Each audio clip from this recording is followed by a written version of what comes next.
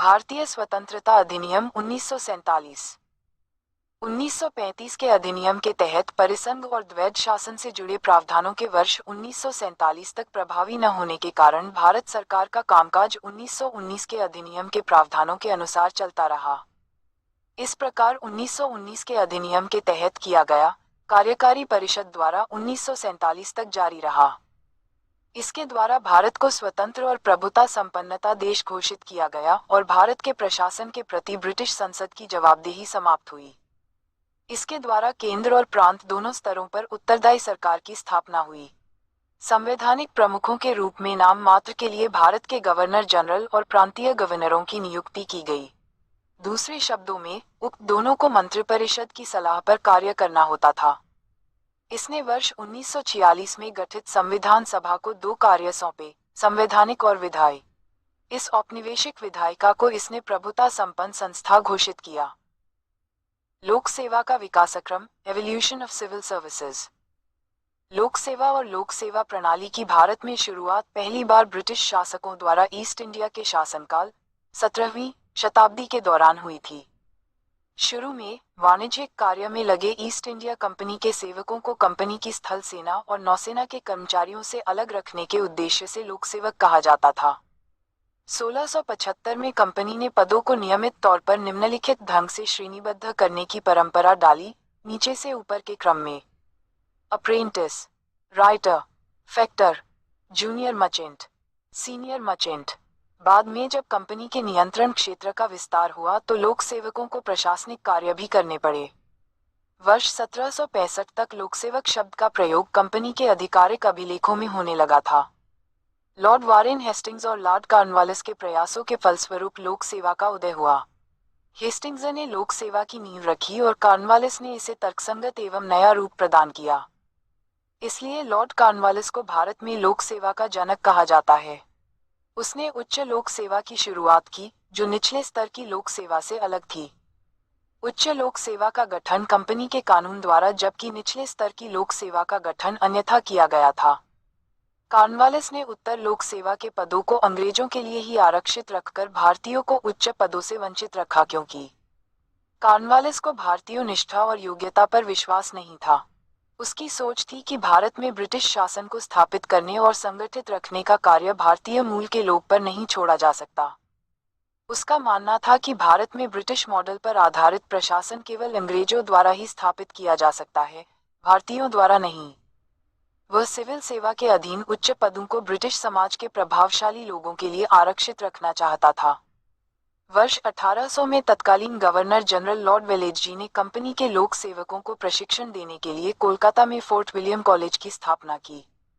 Wellesley के इस कार्य को court of directors, east India company का शासी निकाय, का समर्थन नहीं मिला, जिन्होंने प्रशिक्षण प्रदान करने के लिए इंग्लैंड में हेलीब्री में वर्ष 1806 में ईस्ट इंडिया कॉलेज की स्थापना की थी। चार्टर एक्ट 1833 के माध्यम से कंपनी के लोक सेवकों के चयन के आधार के रूप में खुली प्रतियोगिता प्रणाली की शुरुआत का प्रयास किया। इस एक्ट में यह भी उल्लेख था कि भारतीयों को कंपनी के अंतर्गत रोजगार, पद और अधिकार से वंचित नहीं किया जाना चाहिए। तथापि इस एक्ट के प्रावधान बोर्ड ऑफ डायरेक्टर्स के विरोध के कारण लागू नहीं हो सके, जो संरक्षण प्रणाली को ही जारी रखना चाहते थे। मैकॉले समिति चार्टर एक्ट 1853 के माध्यम से संरक्षण प्रणाली समाप्त हुई तथा कंपनी के लोक सेवकों के चयन और भर्ती के आधार के रूप में खुली प्रतियोगिता प्रणाली का सूत्रपात हुआ। इस प्रकार बोर्ड ऑफ डायरेक्टर्स अपनी संरक्षक शक्तियों से वंचित हो गए और उच्च लोक सेवा की प्रतियोगिता में नियंत्रण बोर्ड द्वारा बनाए जाने वाले नियमों के तहत भारतीयों को भी शामिल कर लिया गया। इस अधिनियम के उक्त प्रावधानों को लागू करने के उपाय सुझाने के लिए वर्ष 1854 में मैकॉले समिति, भारतीय लोक सेवा से संबंधित समिति, की नियुक्ति हुई। मैकॉले समिति ने अपनी रिपोर्ट 1854 में ही प्रस्तुत कर दी, जिसमें निम्नलिखित सिफारिश की गई थी: सिविल सेवाओं में भर्ती के लिए खुली प्रतियोगिता प्रणाली अपनाई जानी चाहिए।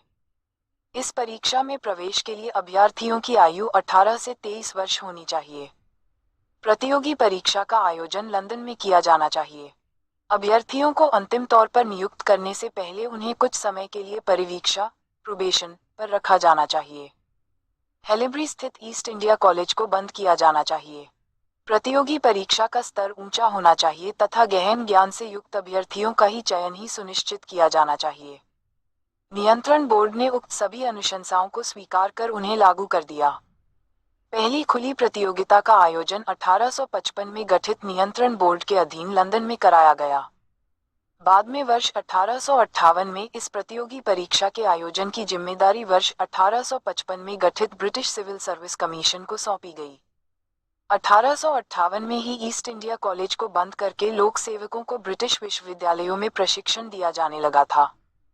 पहले भारतीय सत्येंद्र नाथ टैगोर को उच्चतर लोक सेवा में प्रवेश 1864 में जाकर ही प्राप्त हो सका।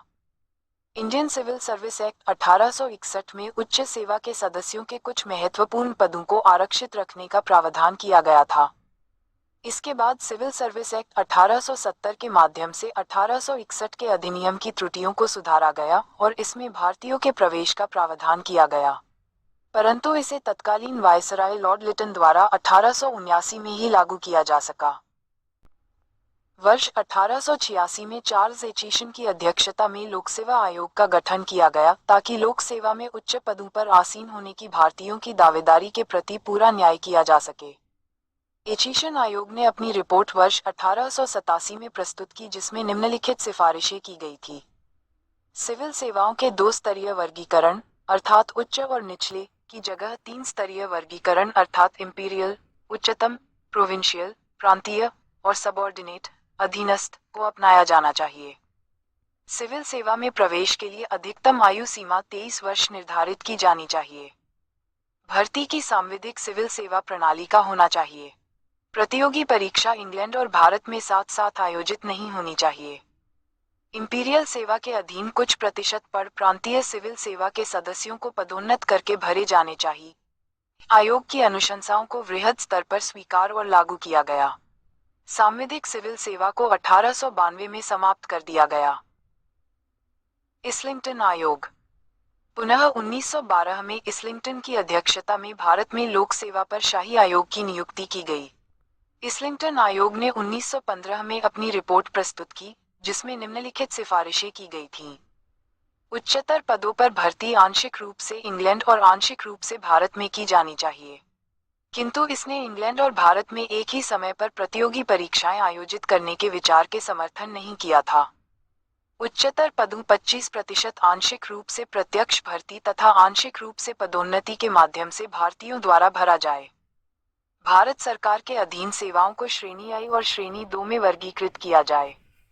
लोक सेवकों के वेतन का निर्धारण करते समय कार्यक्षमता को बनाए रखने के सिद्धांत का अंगीकरण किया जाना चाहिए। सीधी भर्ती के लिए 2 वर्ष की परिवीक्षा अवधि होनी चाहिए। ICS के लिए यह अवधि 3 वर्ष की होनी चाहिए।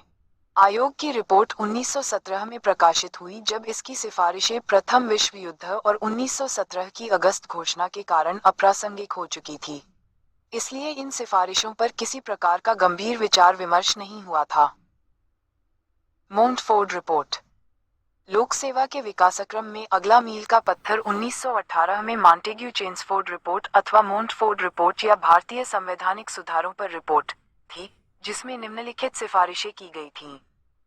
उच्चतर पदों का 33% भारत में भर्ती के माध्यम से भरा जाए और इस प्रतिशत को 1.5% वार्षिक की दर से बढ़ाया जाए। भारत और इंग्लैंड में एक ही समय पर प्रतियोगी परीक्षाएं आयोजित की जाए। ICS के सदस्यों को अच्छा वेतन, पेंशन लाभ और भत्ते दिए जाने चाहिए। उपरोक्त सिफारिशों को स्वीकार किया गया और 1919 के भारत शासन अधिनियम के द्वारा लागू किया गया। इस अधिनियम के समय 9 अखिल भारतीय सेवाएं मौजूद थी। भारतीय सिविल सेवा ICS, भारतीय पुलिस सेवा, भारतीय वन सेवा, भारतीय वन अभियांत्रिकी सेवा, भारतीय अभियांत्रिकी सेवा, इंडियन सिविल वेटरनरी सर्विस, भारतीय चिकित्सा सेवा, भारतीय शैक्षिकी सेवा, भारतीय कृषि सेवा। इस सूची में भारतीय कृषि सेवा के रूप में अंतिम अखिल भारतीय सेवा 1906-07 में जोड़ी गई थी। इन सेवाओं के सदस्य भारत के राज्य सचिव द्वारा भर्ती और नियंत्रित किए जाते थे, इसलिए इन सेवाओं को राज्य सेवा के सचिव के रूप में भी माना जाता था। उल्लेखनीय रूप से अखिल भारतीय सेवा शब्द का पहली बार 1918 में कार्य विभाजन समिति द्वारा प्रयुक्त किया गया था। एम छोटी गाटलेट इस समिति के अध्यक्ष थे। 1918 और 1919 के सुधारों के परिणामस्वरूप पहली प्रतियोगिता परीक्षा आईसीएस परीक्षा ब्रिटिश सिविल सेवा आयोग के पर्यवेक्षणाधीन 1922 में भारत में इलाहाबाद में आयोजित हुई थी। इस समय तक उच्चतर लोक सेवा में प्रवेश के लिए 5 पद्धतियां मौजूद थीं। ये पद्धतियां थीं: इंग्लैंड में आयोजित खुली प्रतियोगी परीक्षाओं द्वारा, भारत में आयोजित पृथक प्रतियोगी परीक्षाओं द्वारा, बार से नियुक्तियों द्वारा, न्यायिक पदों के संबंध में, सामुदायिक एवं प्रांतीय प्रतिनिधित्व को बढ़ावा देने के लिए नामांकन द्वारा। भारत में 1922 में भारत सरकार द्वारा निम्नतर सेवाओं पर भर्ती के लिए कर्मचारी चयन बोर्ड का गठन किया गया। यह 1926 तक काम करता रहा। इसके बाद कार्यों को नवगठित लोक सेवा आयोग द्वारा संपन्न किया जाने लगा।